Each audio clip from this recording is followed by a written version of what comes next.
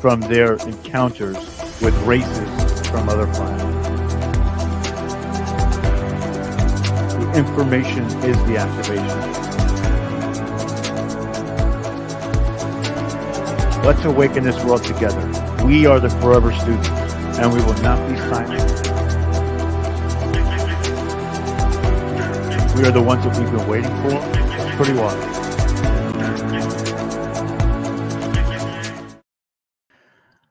Welcome, everybody, to Full Spectrum Universe. My name is Rob Yox. We are the Embattled Broadcast, coming to you live from the studio.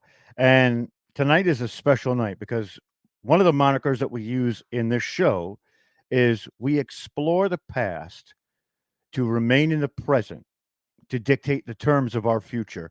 And it cannot be ever more clear that some of the things in our past that have been hidden from us help us now to really determine the trajectory of humanity from its inception. Certain articles or instances where we look at certain scriptures from different civilizations that were in this incarnation of humanity, we see that they had different beliefs and different abilities that were mentioned in a lot of these different scripts, or tombs with Sanskrit on them, and it's incredible. Tonight we're going to go over the Emerald Tablet. Now, I gave a author's name before, but it was actually something different, right? I looked it up, and this is from Dr. M. Dorrell, and this was done in the 1930s. Now, for most people who don't know what the Emerald Tablets are, we're going to get into that a little bit too. We're also going to get into the figure that's spoken about predominantly in a lot of these texts is called Thoth. We're going to tell you a little bit what that means. G. Gamberg, thank you so much for becoming a member. And if anybody is out there, please like, share, subscribe, send this to every platform, because what we're going to do is we're going to be exploring these hidden histories, because they're hidden no more. They're out there for us to explore and use in the context that we need to create our ascension into the next vibrational frequency, which in turn gives us the next dimensional density and gives us more insight into the cosmos and who we are as a species, right? So one of the things we're going to talk about a little bit more as we get past this point is this is going to lead to a second book. And when we get there, I'll let you know. But this is going to be an ongoing series. And I'm going to tell you why. Right now, we have 13 tablets, which we're going to go over. Now, there is a 14th and a 15th tablet. And these tablets are a little bit different, right? And I'm going to tell you exactly what that means. So this work that we're going to be talking about, which is called the Emerald Tablets of Thoth the Atlantean, translation and interpretation by Dr. Dorrell, or Dorrell, however you want to say it, Doreal. And this was originally published in a mimeographed form in the 1930s. And this doctor is a mysterious person. And these writings are an underground sensation for those who are among the exoterists and things like that, So there's tablets 1 through 13, and that's a part of the original work. Now, tablets 14 and 15 are supplemental, and no one has ever seen the original tablets mentioned. But it's in all likelihood that these writings would be considered, I guess we could say, basically from the halls of Amente, the Akashic record, or channels, right? Would be the ways that we're talking about this. So the Emerald Tablets of Thoth the Atlantean are still a part of the modern Corpus Hermeneum, or Hermeneum. I can't say it properly, but they elaborate and they deepen the meaning of what we know of the writings of Thoth, aka, as some may know him as, Hermes, right? A lot of these individuals or entities went further down the line with each individual civilization, right? So when we're looking at these translations, these are mimeographed, right? Mimeographs are, yes, that's it, Hermeticism. That's what it is. That's what it is. And I can't say it right sometimes, but that's okay. Nonetheless. So Thoth, just to give us a little bit of background here, there's also books written by Thoth, right? So the book of Thoth is written in a difficult form of Egyptian script, and that's called Demotic, right? The standard form of the priestly writings of the Ptolemaic and the Roman periods, right? So, according to legend, Thoth wrote the Emerald Tablets. We also know that if we go back at some of the other things that we've talked about here, that Thoth actually stole the holographic records of some of the other Anunnaki and brought them to humanity. Now, could the Emerald Tablets be a translation of those holographic records? Potentially, potentially, right? So this text is attributed to Hermes Trismegistus, the Greek counterpart to Thoth, and the teachers of secrets of alchemy and how to create the legendary philosopher's stone. This is also something that they talk about, and records of the history of Amenti, an underworld beneath Atlantis. So the composition is the Book of Thoth that we were just talking about. It's written on Roman papyrus or papyri, however you want to say it, and it's actually displayed in Berlin, Copenhagen, Florence, New Haven, Paris, and Vienna for people to see even today. So it's crazy that we talk about that. And there's a lot of stories that involve Thoth in them. So, according to myth, it was the god of Thoth who devised the art of writing and became the patron of knowledge and scribes. And according to one story, Thoth was born from the lips of Ra at the beginning of creation and was known as the god without a mother. Sounds a little bit crazy, right? Sounds like some other stories that we hear, right? And another story, Thoth is self-created and is at the beginning of time as an ibis, and it lays the cosmic egg that holds all of creation in it. So there was a prophecy of Thoth as well. And now again, I'm not stating that Thoth is good or bad. There are a lot of different, yes, proprius. That's exactly what it is.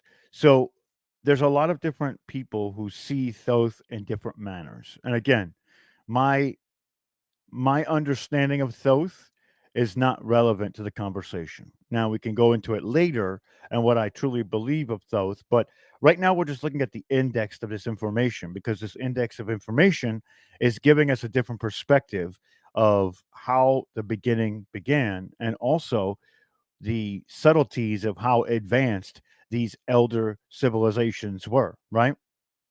So just to put that up front, right? None of this is the conjecture of me saying, I believe Thoth this and that. I've read a lot of different places that Thoth was a good guy.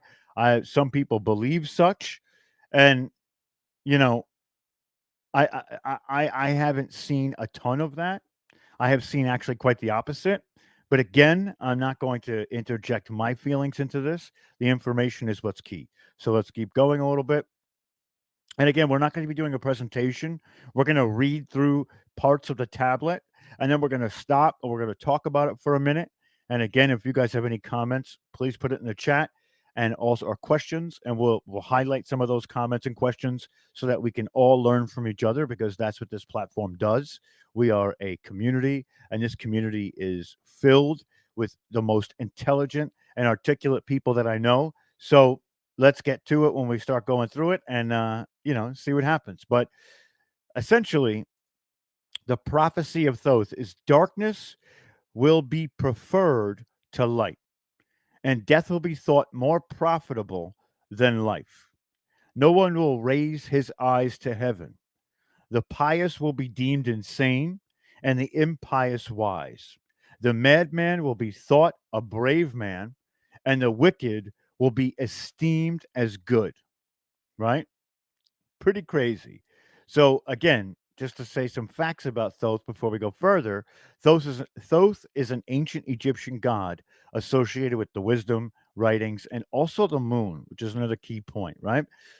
It's also known as the measurer of time and the recorder of events, the great galactic scribe. So, in addition to his association with writing and knowledge, Thoth was considered a mediator, an arbiter in disputes among the gods.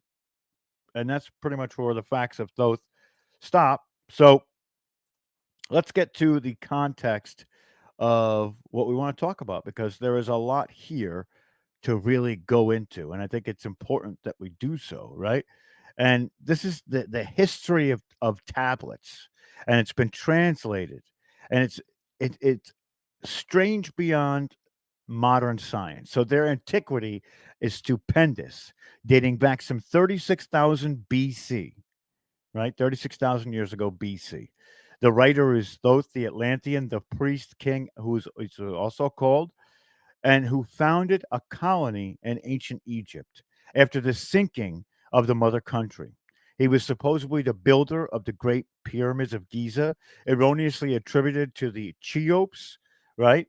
And his incorporated knowledge of the ancient wisdom and also securely secreted records and instruments of ancient Atlantis will give us some more foresight into what he says later. So, for some years, some 16,000 years, he ruled the ancient race of Egypt. And from approximately 50,000 BC to 36,000 BC is the time period he ruled. So at that time, the ancient barbarous races among which he and his followers had settled had been raised to a high degree of civilization. Thoth was immortal. That is, he had conquered death, passing only when he willed, and even not through death. Sounds kind of familiar, right? Like a transition. And we talk about that in some of the other episodes we did too. So there's a lot of stuff that we can relate to when we're reading this as well, right? So his vast wisdom made him ruler over various Atlantean colonies, including the ones in South and Central America. When the time came for him to leave Egypt, he erected the Great Pyramid over the entrance of the Great Halls of Amenti and placed it in his record, and appointed guards for his secrets among the highest of his peoples. And in later times, the descendants of these guards would become the pyramid priests, by which Thoth was defied as the god of wisdom, the recorder, and by those in the age of darkness which followed his passing. In legend, the halls of Amenti became the underworld, the halls of the gods, where the souls passed after death for judgment. During the later ages, the ego of Thoth passed into the bodies of men in a manner described in the tablets. As such, he incarnated 3 times, in his last being known as Hermes. The thrice born in this incarnation, he left his writings known to the modern occultists as the Emerald Tablets, a later and far lesser exposition of the ancient mysteries. So let us get to the first tablet, right? Which is the history of Thoth the Atlantean. So it states, I, Thoth the Atlantean, master of mysteries, keeper of records, mighty king, magician, living from generation to generation, being about to pass into the halls of Amente, the underworld, right? Set down for the guidance of those that are to come after. These records of mighty wisdom of great Atlantis. In the city of Kior, on the island of Undal, in a time far past, I began this incarnation, not as this little man of the present age, but of a mighty one. In Atlantis I lived and died, but rather from eon to eon did they renew their life in the halls of Amenti, where the river of life flows eternally onward. 100 times 10 have I descended the dark way that led into the light, and as many times I have ascended from the darkness into the light, my strength and power renewed. Now for a time I descend, and the men of Chem shall know me no more. But in a time yet unborn will I rise again, mighty and potent, requiring an accounting of those left behind. Then beware, O men of Chem, if ye have falsely betrayed my teachings, for I shall cast ye down from your high estate into the darkness of the caves from whence ye came. Betray not my secrets of the men of the north, or the men of the south or the south, lest my curse fall upon ye. Remember and heed my words, for surely I will return again and require of thee which ye guard. Even from beyond time and from beyond death will I return, rewarding or punishing as ye have required or requited your trust. Great were my people in the ancient days, great beyond the conception of the little people now around me, knowing the wisdom of old, seeking far within the heart of infinity knowledge that belonged to the earth's youth. Wise were we with the wisdom of the children of light who dwelt among us. Strong were we with the power drawn from the eternal fire. And all these, greatest among the children of men, was my father. It's Tahotme, Thotme, Thothme, keeper of the great temple, link between the children of light who dwelled within the temple and the races of men who inhabited the 10 islands. Mouthpiece after the three, and the dweller of Unal, speaking to the kings with the voice that must be obeyed.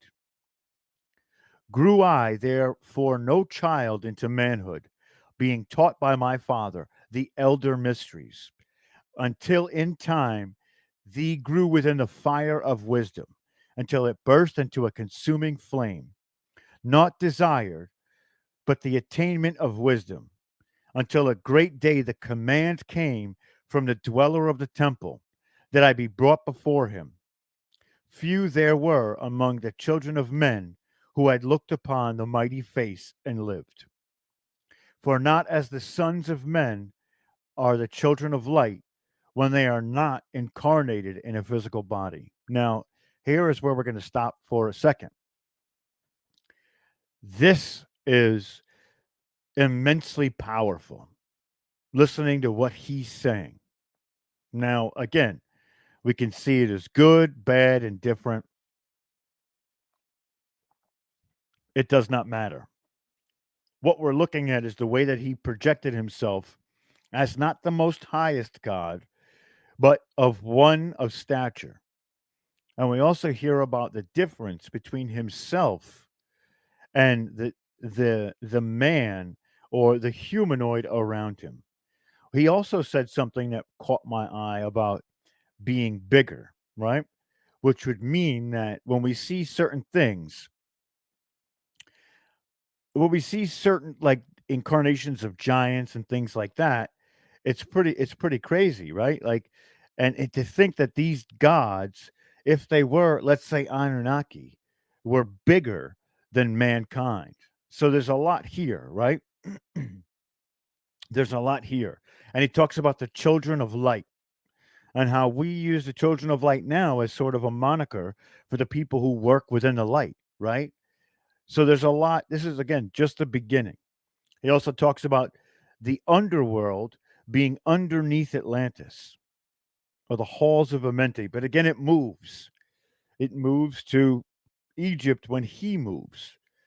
Now, there are certain Egyptian gods like Anubis who are the ones that judge before you're even able to walk into that underworld. And they play parts too, but there's a lot here, right? There's a lot of information. So let's keep going because once we finish this specific this tablet, you're going to say, "Oh wow, this is pretty crazy." So, chosen was I from the sons of man, taught by the dweller, so that his purposes might be fulfilled.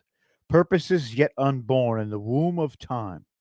Long ages I dwelt in the temple, learning ever and yet ever more wisdom, until I too approached the light emitted from the great fire. Taught me he the path of the Amente, the underworld where the great king sits upon his throne of might. Deep I bowed in homage before the lords of life and the lords of death, receiving as my gift the key of life. Free was I of the hall of Amente, bound not by death to the circle of life. Far to the stars I journeyed until space and time became as naught.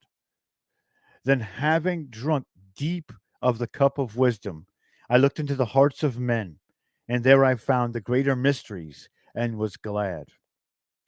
For only in the search for truth could my soul be stilled and the flame within be quenched.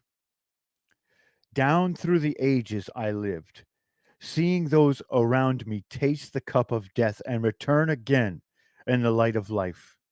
Gradually, from the kingdoms of Atlantis, past waves of consciousness that had been one with me, only to be replaced by spawn of a lower star. That's a statement right there.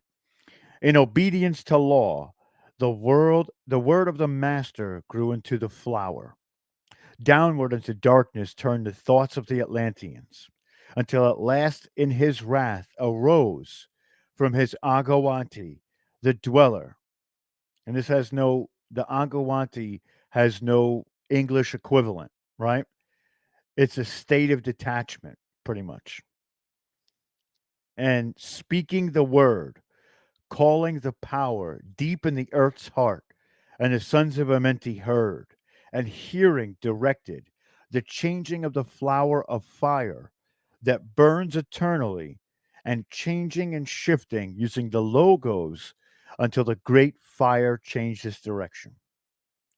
Now, before we go further right now, Cecilia, thank you so much for the super chat. I appreciate that so much. All super chats and proceeds go back into the program itself to give us some funding so we can get more behind more paywalls like this. Thank you also, Scott, and again, G. Gamberg, for becoming new members of the channel. I appreciate you immensely.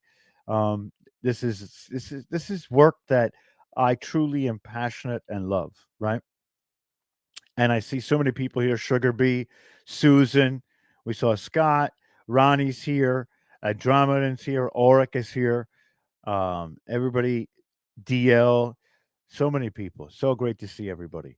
So you heard what he said about the logos. We talked about logos before, but we also, this to me, it sounds like this is his second time, I guess, incarnating from that moment and maybe remembering. He went to the temple in Egypt, and what he did was he relearned everything that he had known before, because of course it was probably transcribed, and there were those who knew him then and then knew him again, right? So I'm not sure if he incarnated again or did something to essentially go to the underworld and come back, right? So there's a lot of information. He talks about consciousness and his ability to essentially utilize the consciousness more so than the man around him.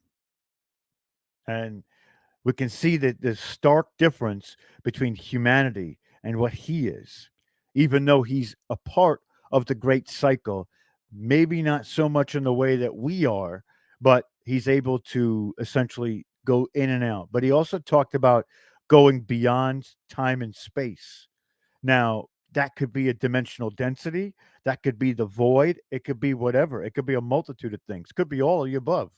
It could be in his mind. He goes to the Akashic records. So he's basically explaining a lot of what we do during specific meditations, guided meditations, and these this priesthood that was the guards of these tablets would go on later to create this secret society, the secret schools, like the mystery schools. They were secret societies, but not of the terrible type, right? Not like we know them today. But these mystery schools, there was an Atlantean mystery school, a Lumerian mystery school, and they were basically passed down from the Patel and the ascended masters that derived at Atlantis, creating these schools. So it's all relative, right? This is sort of like a continuation or a deeper dive into the Egyptian era of galactic beginnings. Let's keep going. Okay.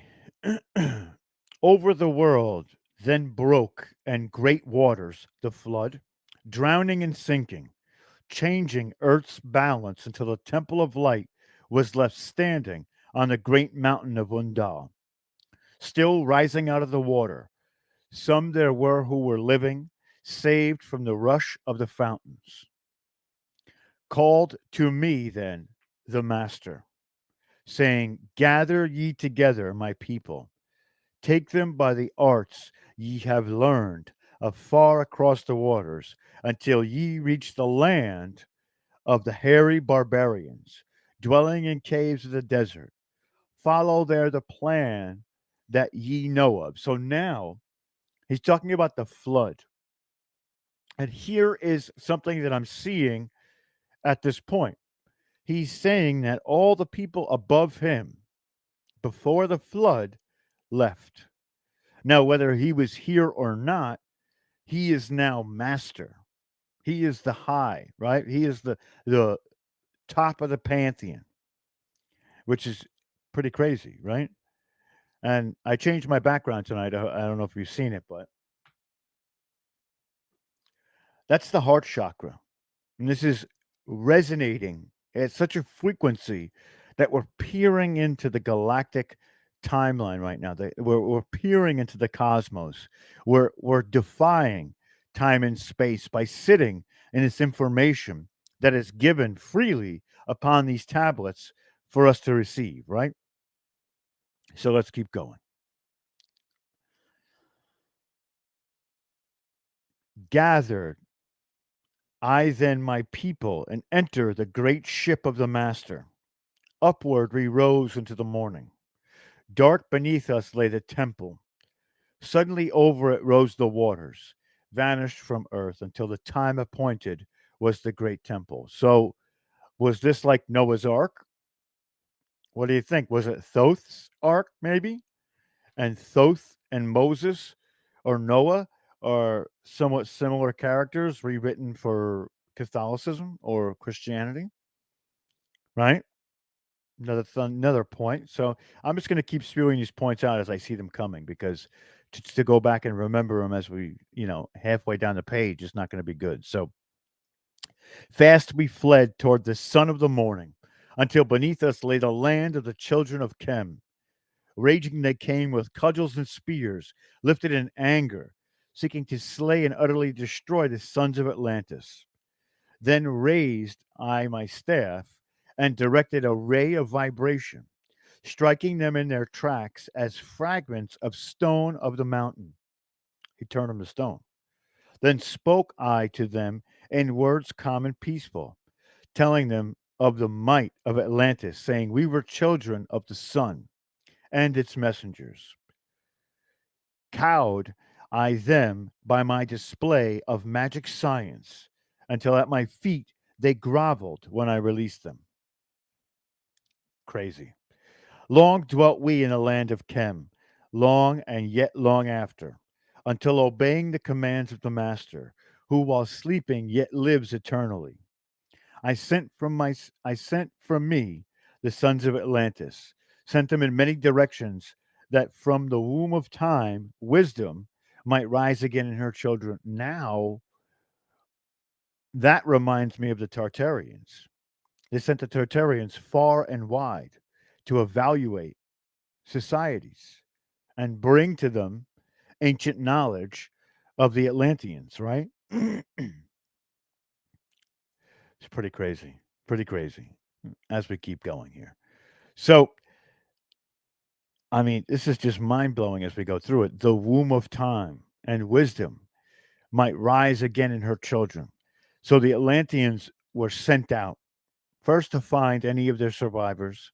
And I know we're talking about the flood and they're talking about Atlantis, but they're also talking about the ships too, right? This is where we're getting like a dual story playing at the same time. Could be a symbolism, might not be.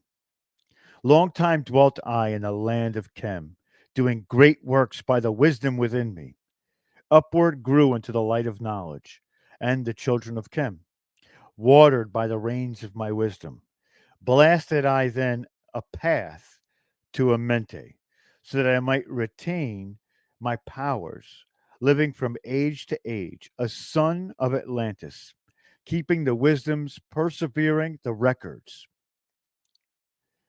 Now, so he's able to blast holes to the halls of Amente, which essentially is the underworld, which is garnering his power, right? And that's pretty wild too. So, was it a Stargate portal? Was it an actual like excavation? Who knows? Great grew the sons of Chem, conquering the people around them, growing slowly upwards in soul force. Now, for a time, I go from among them into the dark halls of Amenti, deep in the halls of the earth, before the lords of power, face to face once again within the dweller. Now, is the dweller an inner earth being? And is Thoth going into the inner earth to visit lower Shambhala, where the Pleiadians and the Arcturians have set their home base? And he's creating pathways to them to essentially garner the information. Because you have to remember that the Pleiadians and the Arcturians came before the Anunnaki. And if he is an Anunnaki, he would look to the other races of the stars for help when he needed it or for information. And at the time, the relation between those three groups was not that bad. They actually did have a dialogue. Now, were they friends? Probably not. But they definitely had a, I guess, an acquaintance style relationship, right? So he continues. Raised eye high over the entrance, a doorway, a gateway leading down to Amenti. Few there would be with courage to dare it. Few passed the portal to dark Amenti, raised over the passage. I, a mighty pyramid, using the power that overcomes Earth's force or gravity, deep and yet deeper, placed I, a force house or chamber, from it carved, I, a circular passage reaching almost the great summit. There in the apex set I the crystal, sending the ray into the time space. And this is drawing the force from out of the ether, concentrating upon the gateway of Amente. So maybe he was using crystal technology via the sun to essentially activate the portal. And I'm sure that if they had different crystals might take them different places. Who knows, right? But there's a lot being said here that's kind of under the I guess under the cover of symbolism, right? Crazy. So as we keep going, other chambers I built and left vacant to all seeming, yet hidden within them are the keys to Amente, the crystals, right? He who in courage would dare to dark the realms, let him be purified first by long fasting. Lie in a sarcophagus of stone in the chamber, then to reveal I to him the great mysteries. Soon shall he follow to where I shall meet him, even in darkness of earth shall I meet him. Thoth, Lord of wisdom, meet him and hold him and dwell with him always. Now, if we look back at ancient Egypt, the sarcophaguses were supposed to be to the other side, right? It was their boat to the afterlife or their way to get there. So, was it possible that they saw Thoth do this as well to open the portal to Amenti and then take himself to Amenti? And again, is he speaking as Hermes or is he speaking as Thoth? Because the time differentiation is important and we're not sure yet, but we're going to get there, right? So, built I the great pyramid patterned after the pyramid of the earth force, burning eternally so that it too might remain through the ages. In it, I built the knowledge of magic science so that it might be here when again I return from Amenti. I, while I sleep in the halls of Amenti, my soul, roaming free, will incarnate, dwell among men in this form or another. And that was spoken by Hermes, the thrice born. Emissary on earth am I, of the dweller, fulfilling his command so man might be lifted. Now return I to the halls of Amenti, leaving behind me some of my wisdom. Preserve ye and keep the command of the dweller. Lift ever upwards your eyes towards the light. Surely in time ye are one with the Master, and surely by right ye are one with the Master. Surely by right ye are one with all. Now I depart ye, knowing my commandments, keep them and be them, and I will be with you, helping and guiding you into the light. Now before me opens the portal. I go down into the darkness of light. That is tablet one. Walter, thank you so much for becoming a new member. Amazing. Thank you all so much for your support. It's incredible. That right there, we could literally do an entire episode picking apart what just happened. Now, in the beginning, the perspective was of Thoth because he said, I Thoth. But the story is being told by Hermes, thrice born, which means that they are one and the same. Now, Amenti is, Walter, that is a great point, right? Amenti is the library under the pyramid, isn't it? It is, but it is not the Amenti, right? This is what the humans used to symbolize their gods going to Amenti, right? The halls of Amenti is literally the underworld. Now, when they say underworld, it could definitely mean inner earth, where they dwell for a long time until they resurface or come back in some sort of physical manifestation. Or they could be passing into a different dimensional density and becoming sixth and seventh dimensional densities, therefore not being physical anymore, right?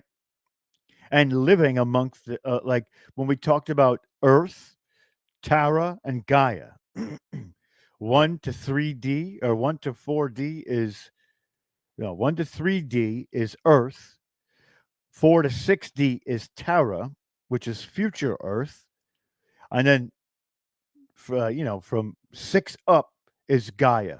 And then there's the auric Earth, which is 10th, 11th, and 12th.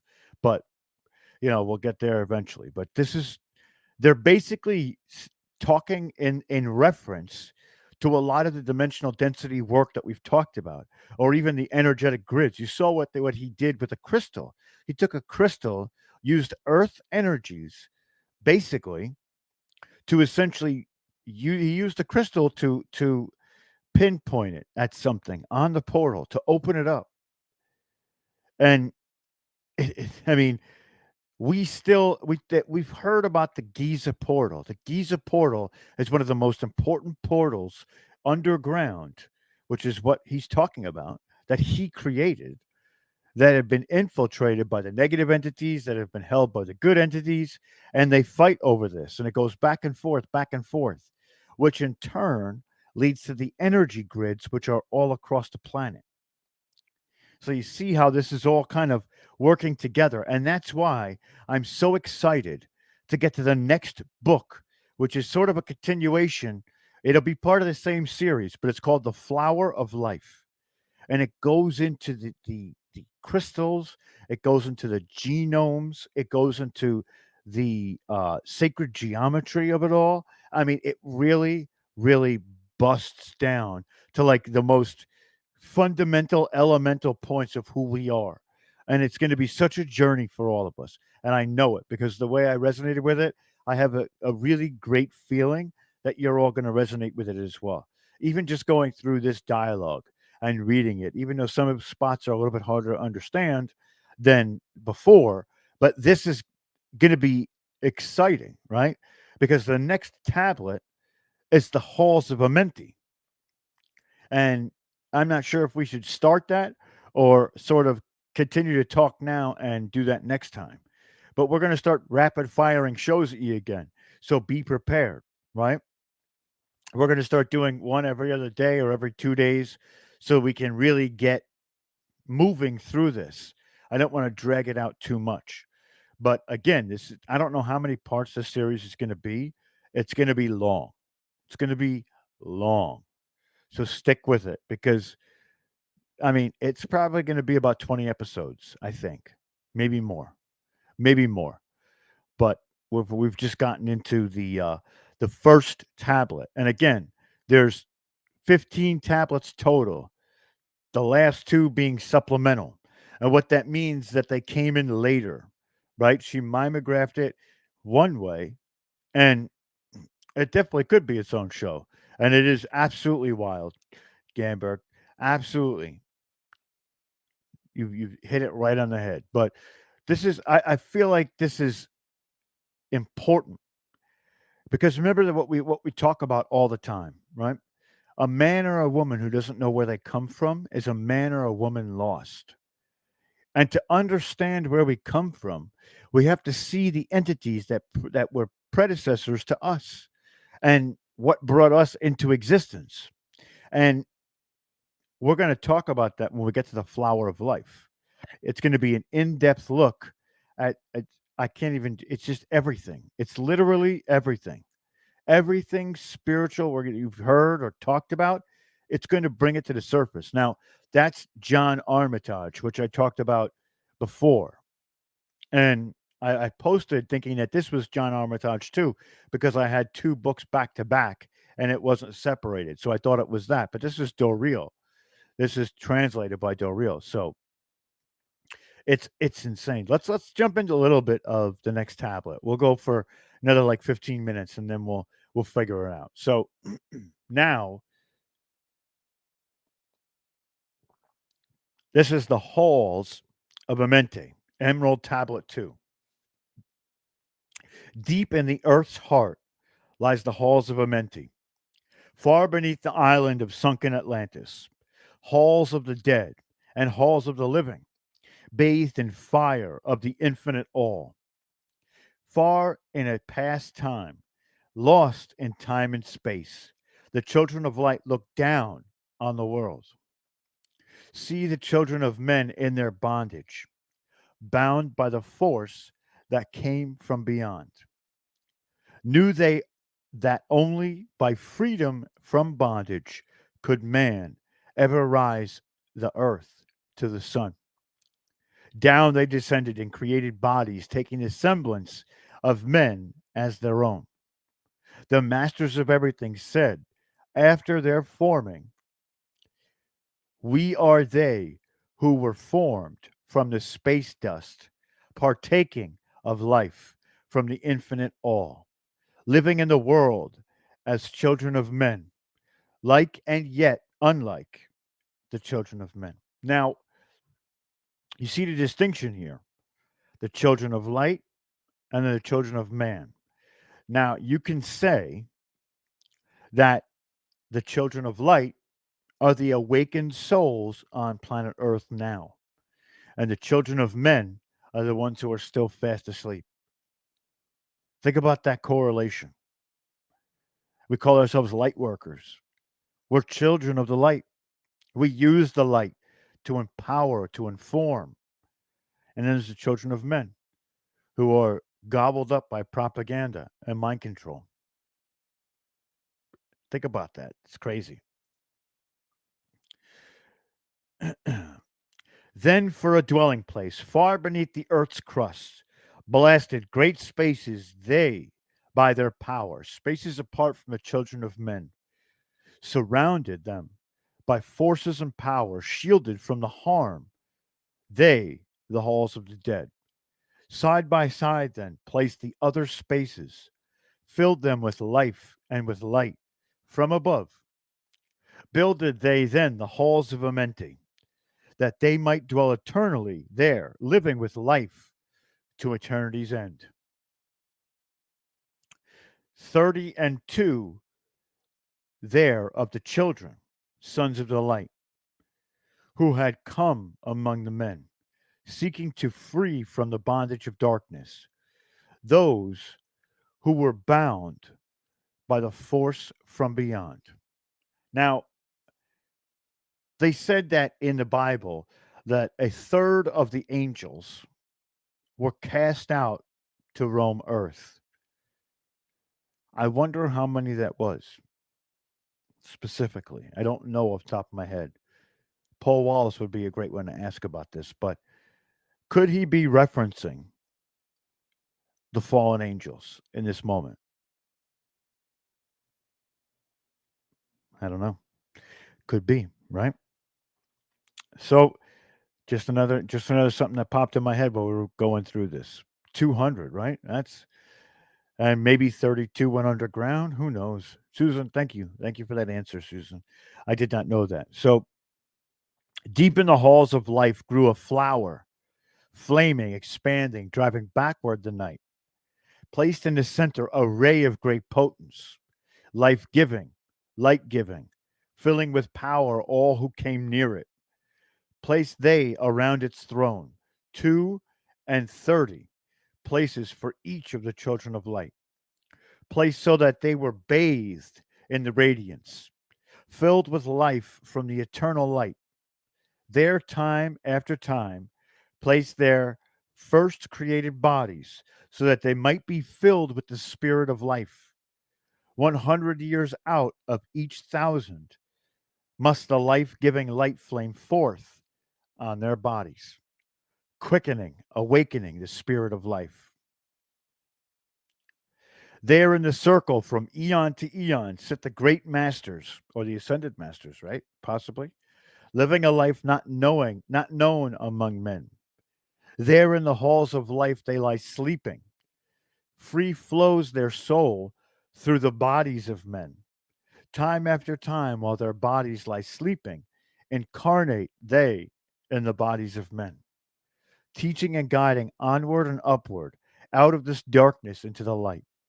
There in the hall of life, filled their wisdom, know not the races of men, living forever beneath the cold fire of life, sit the children of light. Times there are when they awaken and come from the depths to be the light or the lights among men, infinite they among finite. Think about what that is in detailing, right? Legit, good to see you. That's basically detailing the incarnation cycle. And because the Amente is sort of like the underworld or this place out of space and time, could be heaven even, they're invoking themselves into a physical body over and over and over by sitting by the light for 100 years. They then take physical form and walk amongst men. Sort of how it's basically saying that the soul creates the body to be a vehicle, right? Not your body has a soul in it. No, your body is created by the soul. And the first step is to essentially bathe in the radiance for 100 years so that that body can be produced. Now, I don't know if anybody else is getting chills while going through this, but that was like, how many times have we heard of a past life regression? And we go into the past life regressions, wondering how many times we've been through this cycle or in this incarnation cycle. They're essentially saying the same thing. And the children of light, who which we are, will come back time and time again to bring light to the darkness, which is the sons of man, the sleeping ones. Crazy, right? That's crazy. That's really wild. He who by progress has grown from the darkness, dark night of the soul, lifted himself from the night into the light. Free is he made of the halls of Amenti, free of the flower of light, and of life. Guided he then by wisdom and knowledge, passes from man to the master of life. There he may dwell as one with the masters, free from the bonds of the darkness of light. That's basically stating that once the soul is done experiencing, it takes that information back to the master or to the source, right? Which is what we know. We know this. And this is, I think, where we're going to pause this evening. But CS, good to see you. Thank you for stopping by. And again, if you haven't shared this out, please do so. Also, this, like this stream, right? Like the video below. And after it's finished, please leave a comment. The comment is the algorithm needs to be commented on to push us out into the ether to touch as many souls as we possibly can, right? And we are all one with Source, Scott. We sure are. And when we are done experiencing what we experience in the physical reality today, we bring that known experience to Source to absorb it with the rest of us, right? And we become a part of Source until we're again either by our own volition brought back or slung back into incarnation, which means our soul goes through the center of the earth to where the Stargate is and then incarnates physically. Now, do you see how that works? That light is the Stargate that they're bathing in, and coming through that Stargate at the center of this planet brings them to physical stature. So you see how many different ideologies are lining up with this specific text. It's incredible to see it. We've touched on the Quran, the Bible, the Talmud. We've touched on the Book of the Dead. We've touched on the Book of Thoth. I mean, all of it is encompassed in this book. On Plato's Republic. I mean, all of it. All of it. It all derives from the Emerald Tablets. That's why this is such a source material. Not to mention, if you've read the raw materials, some of what he's speaking of is in the same sort of cadence as the raw materials, and it's basically a different perspective for that time period as well. So we get the more robust understanding of what it is. Now, again, I'm not sold that Thoth is a good guy or a bad guy.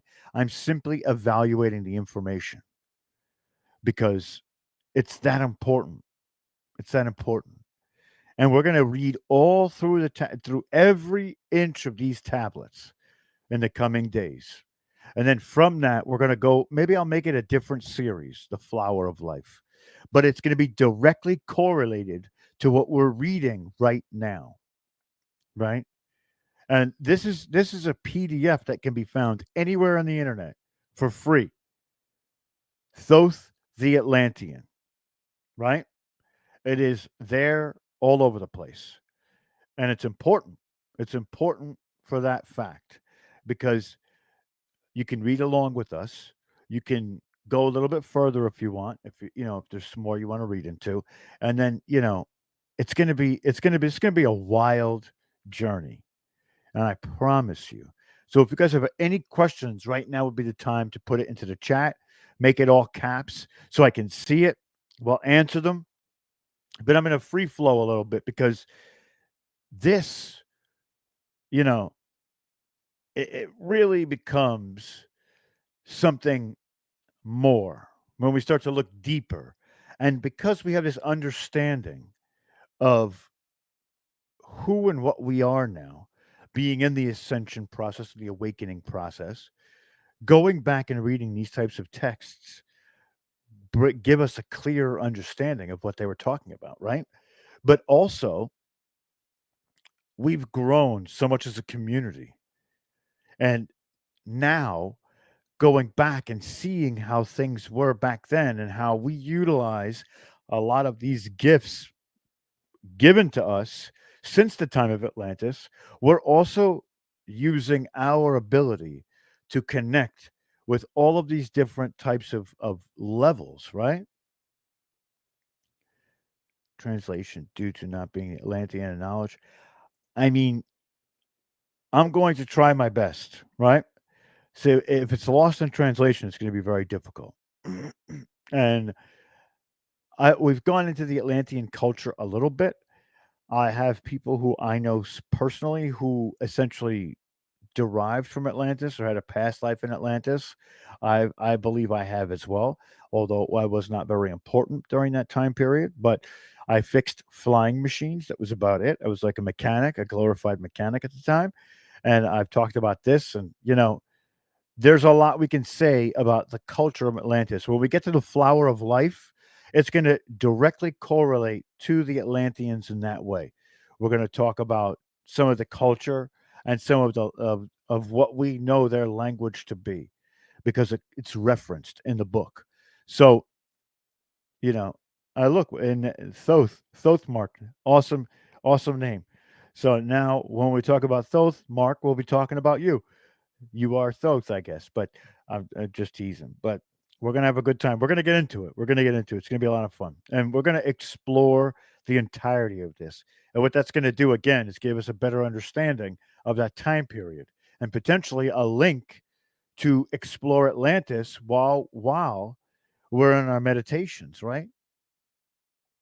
So there's a lot. Oryx says here, interesting information on Ancient Origins website about the Emerald Tablet. Yes, yes, that is. There's a lot there for that, and we're gonna have a lot of fun doing this. So I'm gonna stop talking now. I'm gonna give you guys a moment to just take a breath. Right? It was a lot we went through tonight, and I believe we're all apprentices, right? There's no masters among us just yet. We're all trying to get there. It's everybody, right? I'm just I'm just a part of I'm just a talking head of the community. That's all. I'm just kind of like I guess the guy in front of everybody, just trying to go through this stuff. But and I know I've been gone for a couple, probably about 9 days. We didn't do a show. And I apologize. There's a lot of stuff going on. First it was the weather. Then I saw last night that there was a lot of people doing shows around 8, 9 o'clock. So I didn't want to take away from them having, you know, I didn't want to take away from people basically garnering their information as well. And we will definitely be doing meditations throughout this for sure. We're going to end a couple of them with meditations. We're going to try and reach the halls of Amenti before the end of it all, or the Akashic record, right? We're going to have a lot of fun doing it too. So, with all that being said, again, please like, share, subscribe, leave a comment. If you're feeling inclined to donate, super chats are open. Thank you so much for everybody who became a member this evening or donated. Truly appreciating all of that information. All of that that money goes back into the program to help us build a better and get behind paywalls for different information to bring it to the people, which is truly the ultimate goal. So I love you all. I hope this resonated with all of you, and we'll see you next time. I'm Rob Yox. This is Full Spectrum Universe. Have a great rest of the evening.